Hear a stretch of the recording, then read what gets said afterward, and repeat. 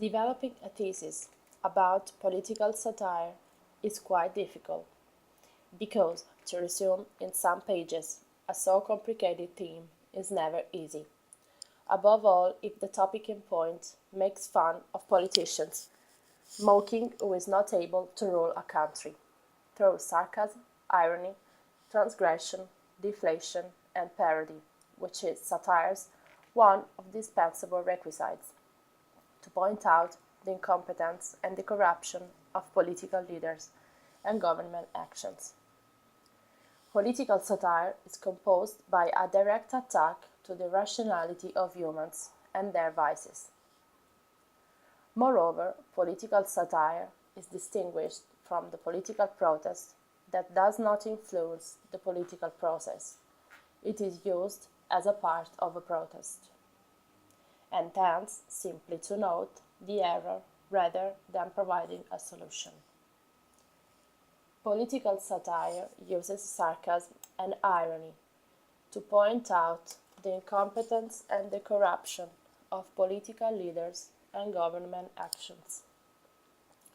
In the United States, animated caricatures and cartoons are quite popular tools used in advertisement and entertainment. Although political satire's aim is to amuse, its main purpose is to attack using wit. Therefore, political satire is a review of the customs and dishonest behavior of some individuals that work in the world of politics. It has a moralizing end. Everyone has written something about political satire.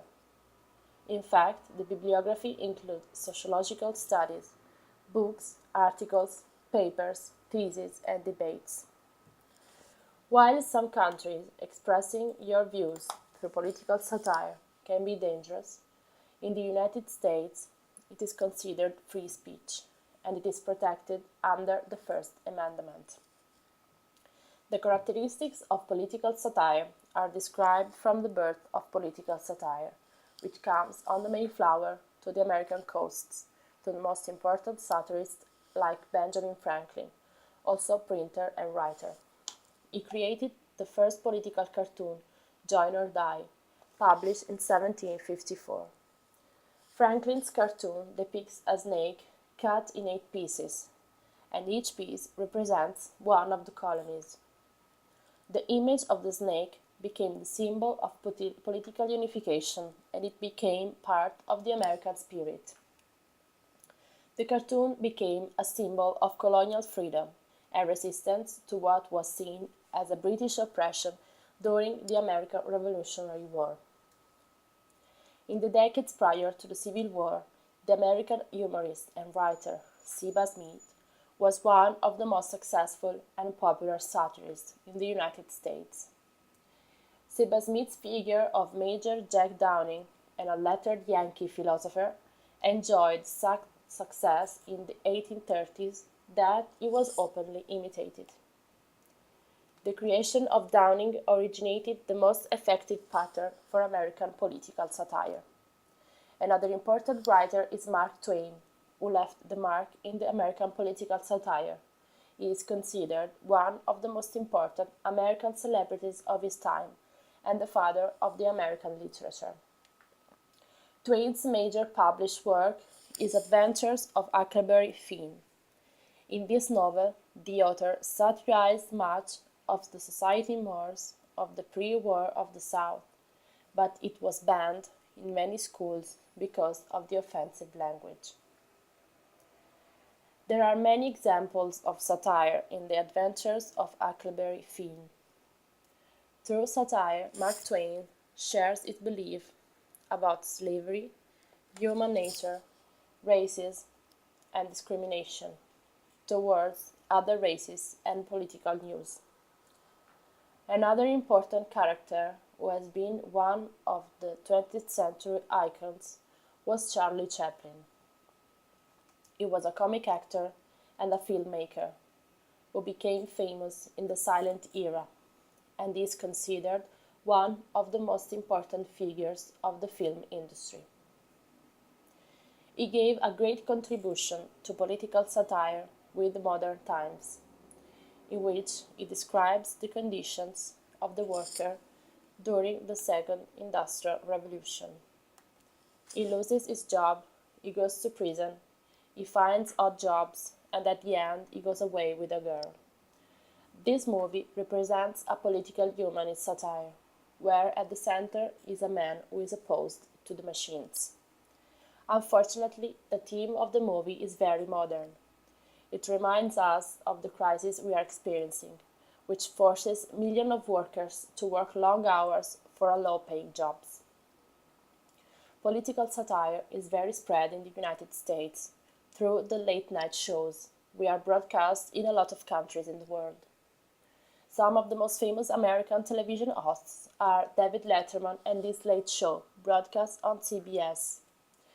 Letterman is considered the cornerstone of the U.S. television entertainment, characterized by a sense of humor typically opposed to the East Coast and in contrast with Jay Leno, his main competitor.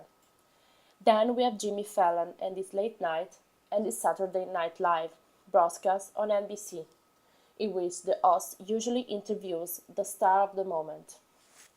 Jay Leno and The Tonight Show broadcast on NBC, Conan O'Brien and His Tonight Show with Conan O'Brien, Stephen Colbert and The Colbert Report, broadcast on Comedy Central, and Jon Stewart and The Daily Show are the other famous late shows. All these shows host American and foreign celebrities and politicians, like, for example, the President of the United States of America, Barack Obama, to participate and talk about current events, also with a bit of irony and sarcasm. Talking about cartoons, American television offers some successful satirical cartoons. Animated sitcoms are another way of doing satire. In the United States, there are some animated sitcoms that have become famous around the world. They are biting and sometimes straightforward, and they ridicule American society, even at the political level.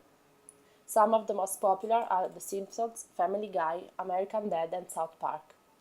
In the United States, political satire is also common through the press, thanks to editorial cartoons. Looked after editorial cartoonists, like Thomas Nast, who created the modern version of Santa Claus, David Levine, and Ted Roll and Joel Pfeiffer. American political satire is also common in theaters, thanks to the stand-up comedy.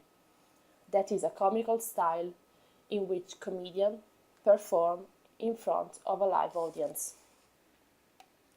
The most important stand-up comedians are Woody Allen, Robin Williams, Bill Cosby, and Eddie Murphy. Talking about political satire, on the internet, The Onion is one of the best press services and one of the best websites which must be read if you want to be informed on the latest national and international events. In April 2009, The Onion was awarded with a Peabody Award.